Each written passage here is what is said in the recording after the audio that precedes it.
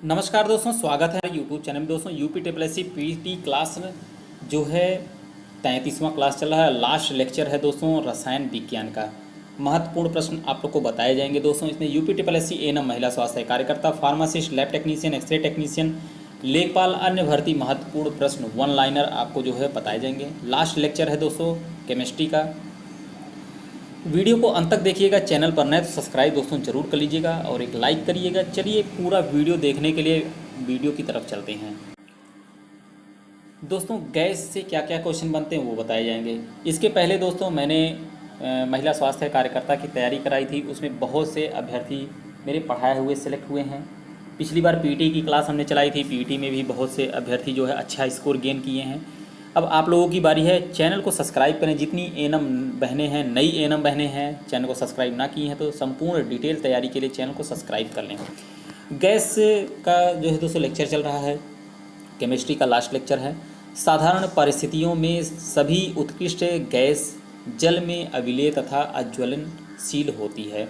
Radon एक radio active gas है। Helium, नियान, argon, krypton, जेनान और रेडान ये सब क्या हैं? अक्रिय गैस है। पूछा गया क्वेश्चन है बहुत बार।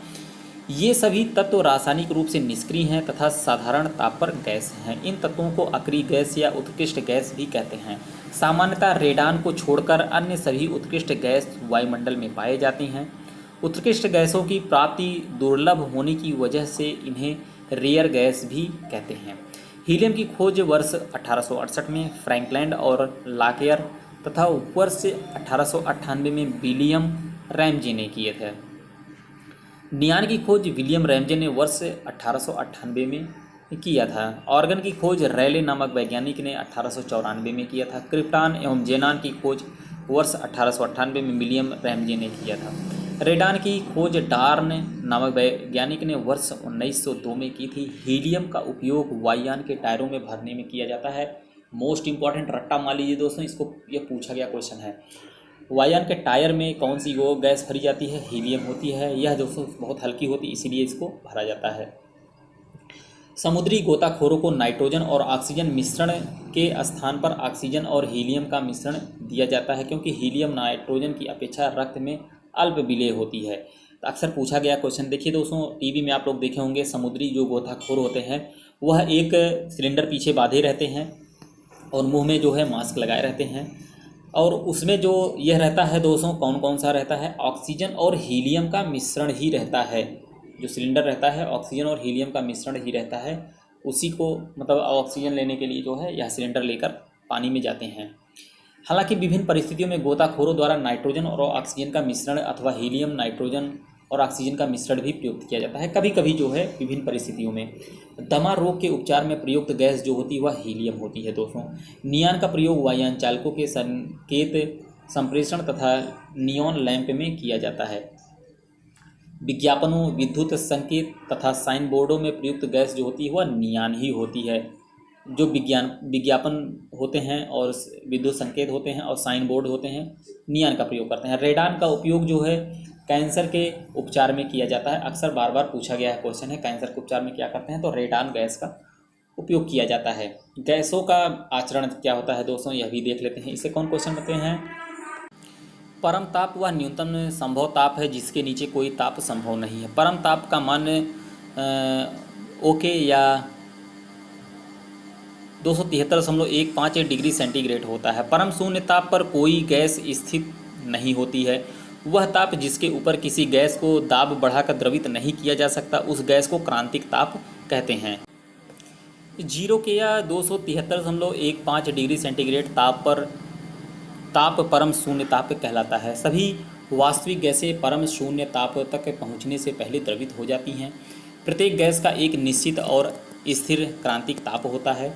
सभी वास्तविक गैसों का उनकी क्रांतिक ताप से नीचे ताप पर दाब बढ़ाकर द्रवित किया जा सकता है। गैसों के लिए मानक ताप 0 डिग्री सेंटीग्रेड या 273.15 केल्विन या मानक दाब पर एक वायुमंडलीय दाब 760 mmHg माना गया है।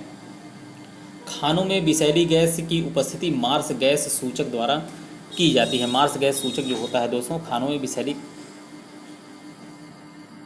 सामान्य ताप और दाब पर आदर्श गैस के 1 मोल अणुओं का आयतन 22.4 लीटर होता है। निम्न क्रांतिक ताप वाली गैस हीलियम है। सेंटीग्रेड, फ़ारेनहाइट तथा केल्विन पैमाने के मध्य संबंध देखिए। सेंटीग्रेड में दोस्तों C-0/100, F-32/180, केल्विन K-273/100 यह होता है। हाइड्रोकार्बन से कौन कौन से क्वेश्चन बनते हैं वो देखते हैं। हाइड्रोजन एवं कार्बन से बने यौगिक हाइड्रोकार्बन्स कहलाते हैं। संरचना के आधार पर हाइड्रोकार्बन्स के दो मुख्य वर्ग असंतृप्त तथा संतृप्त होते हैं। हाइड्रोकार्बन्स के मुख्य स्रोत जीवधारी तथा पेट्रोलियम पदार्थ हैं। बेंजीन एक चक्रीय असंतृप्त हाइड्रोकार्बन्स होते हैं।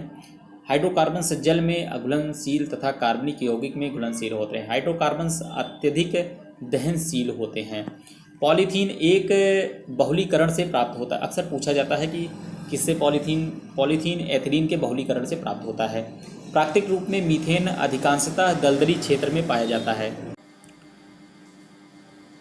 प्राकृतिक रूप से मीथेन अधिकांशतः दलदली क्षेत्र में पाया जाता है। मार्स गैस को मीथेन भी कहा जाता है। गोबर गैस का प्रमुख घटक मीथेन गैस होता है। मीथेन का उपयोग मुख्यतः ईंधन के रूप में किया जाता है। छापे, खाने की स्याही, काला रंग तथा पेंट बनाने में भी मीथेन का उपयोग किया जाता है। कच्चे फलों को पकाने के लिए एथिलीन का प्रयोग किया जाता है, बहुत बार पूछा गया है। वेल्डिंग व धातुओं के कटिंग में तथा कृत्रिम रबर एवं एसिटिक अम्ल आदि बनाने में एसिटिलीन गैस का उपयोग प्रयुक्त किया जाते हैं। पेट्रोलियम तथा उसके विभिन्न अवयव। पेट्रोलियम विभिन्न गैस, द्रवों आदि का मिश्रण होता है। विश्व का सबसे पहला पेट्रोलियम कुआं 1859 ईस्वी में कर्नल ड्रेक द्वारा पेंसिल्वेनिया के टाइटस से विले नामक स्थान पर खोदा गया था। पेट्रोलियम को द्रव सोना भी कहा जाता है। अक्सर पूछा गया क्वेश्चन है कि द्रव लिक्विड कौन सा है, ये लिक्विड गोल्ड कौन सा है, द्रव सोना तो पेट्रोलियम है। प्राकृतिक गैस सामान्यतः मीथेन गैस, इथेन गैस तथा उच्चतर गैसीय हाइड्रोकार्बन के मिश्रण होते हैं। पेट्रोल में मिश्रित विषैला पदार्थ जो है टेट्राएथिल लेड होता है दोस्तों। कार एवं मोटर में प्रयोग किए जाने वाला पेट्रोल हाइड्रोकार्बन्स का मिश्रण है। पेट्रोलियम औषधि सैलों में पाया जाता है। गैसोलीन को एथिल एल्कोहल में मिश्रित करके गैसोहाल बनाते हैं। रसोई गैस तथा ब्यूटेन और प्रोपेन का मिश्रण है। रसोई गैस सिलेंडरों में ब्यूटेन तथा प्रोपेन के अलावा इसमें अत्यंत गंध वाली गैस मरक्रिप्टान भी मिलाई जाती है। अक्सर गैस जो जब रिसाव होती है तो दोस्तों पता चलता है कि गैस रिसाव हो रही है। तो कैसे पता चलता है दोस्तों? मरक्रिप्टान जो मिलाया जाता है वो गंध वाली गैस होती है, उसी से पता चलता है। जो गंध मारता है गैस का वो मरक्रिप्टान होता है। यह पूछा गया क्वेश्चन है। तेल एवं प्राकृतिक गैस आयोग की स्थापना वर्ष 1965 में की गई थी। एलपीजी का पूरा नाम है लिक्विड पेट्रोलियम गैस, पूछा गया क्वेश्चन है। श्वेत पेट्रोलियम जेली, वैसलीन, पैराफिन, मोम होता है। एस्फाल्ट तथा कोक का उपयोग छत, सड़क, बैटरी के बॉक्स तथा इलेक्ट्रोड आदि बनाने में किया जाता है। सर्वोत्तम अपस्फोटन विरोधी यौगिक टेट्राएथिल लेड TeL है दोस्तों। किसी ईंधन के अपस्फोटन का ऑक्टेन संख्या द्वारा व्यक्त किया जाता है। अक्सर पूछा गया क्वेश्चन है किससे व्यक्त करते हैं, तो ऑक्टेन संख्या जो होता है दोस्तों, इसी से हम ईंधन का अपस्फोटन व्यक्त करते हैं। जिस ईंधन की ऑक्टेन संख्या जितनी अधिक होगी उसका अपस्फोटन उतना ही कम होता है। वे ईंधन उत्तम ईंधन माने जाते हैं जिसका अपस्फोटन कम तथा ऑक्टेन संख्या अधिक होती है। प्रायः ऑक्टेन संख्या की उच्चतम सीमा 100 होती है। ईंधन की ऑक्टेन संख्या बढ़ाने के लिए उसमें अपस्फोट रोधी पदार्थ मिलाया जाता है। बहुलक एवं प्लास्टिक है। व्यापारिक वैसलीन पेट्रोलियम से निकाला जाता है। जो व्यापारी वैसलीन होता है वह पेट्रोलियम से निकाला जाता है। न्यूनतम ज्वलनशील रेशा टेरिलीन होता है। टेरिलीन एक कृत्रिम रेशा होता है दोस्तों।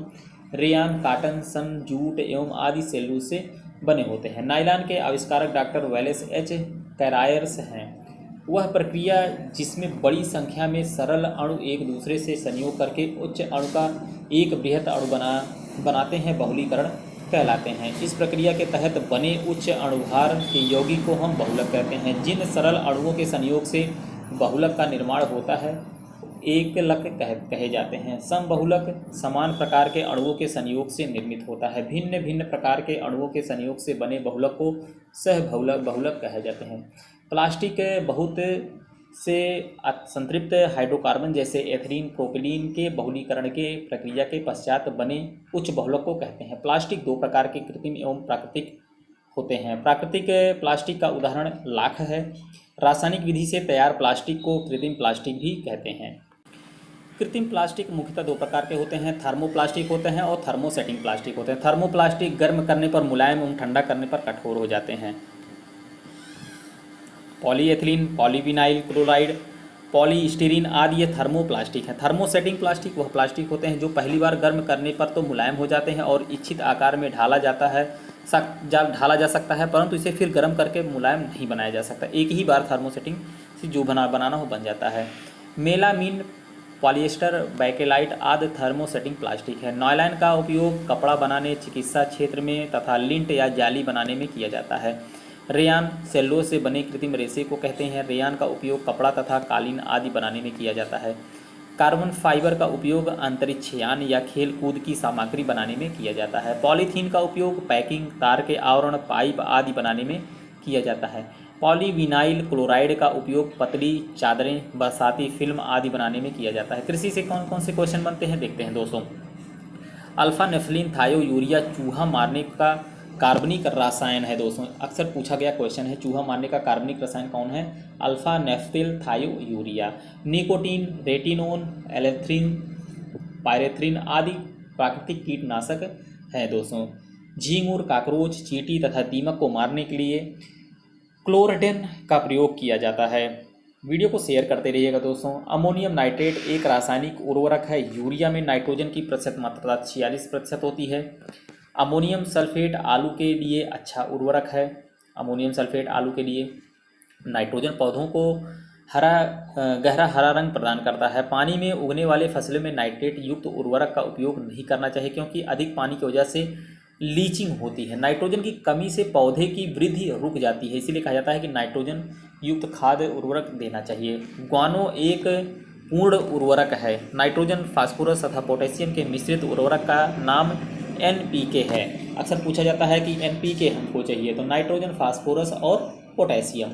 अम्लीय मृदा में सुधार मुख्यतः चूना के रूप में किया जाता है।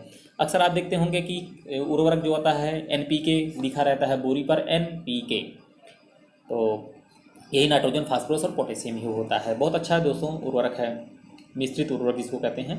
क्षारीय मृदा में सुधार मुख्यतः जिप्सम से किया जाता है। नाइट्राइट को नाइट्रोबैक्टर नामक जीवाणु नाइट्रेट में परिवर्तित करते हैं। मृदा में नाइट्रेट्स का सूक्ष्म जीवों का द्वारा विघटित हो जाना विनाइट्रीकरण कहलाता है।